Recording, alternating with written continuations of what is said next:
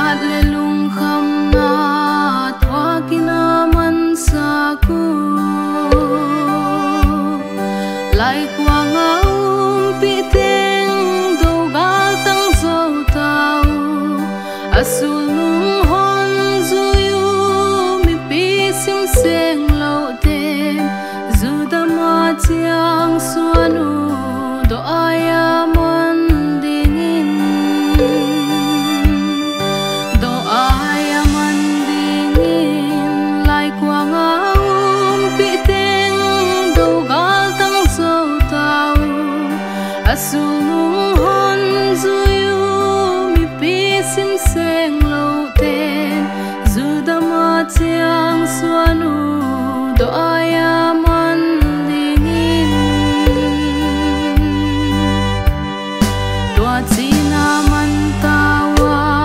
siam pulianin sunga mangin tonga chiama ling khuk lu khu sak di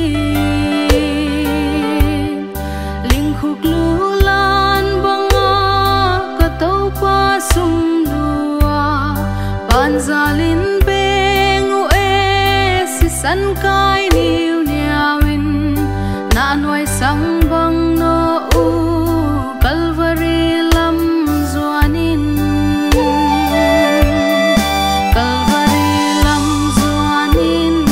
ling khuk lu lan banga ka to pa sum lua ban zalin bengu e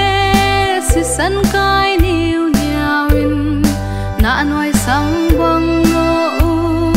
Calvary lam zuanin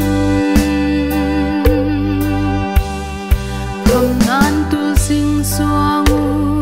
Calvary tang tunga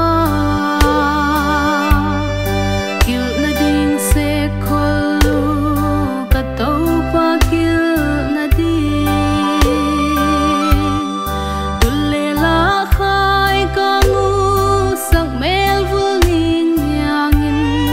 anaka asunwa si san le tui hong luang Zion kul pi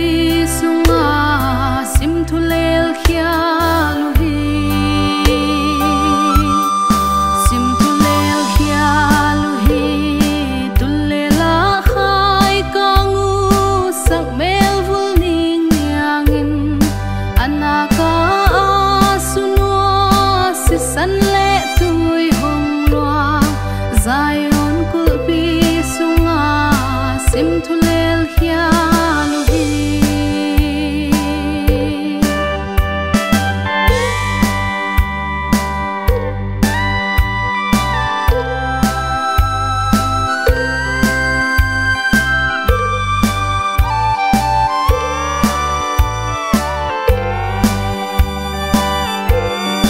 Tuan sim thu tui bang tung hon dam pa kung tung nga sim thu chiam sa tung in sak mel pa bang amual sim le zin pin hong ling van noi him khoan hong zin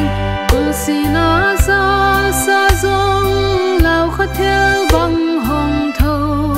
hon dam pa sun ding in kho siang tho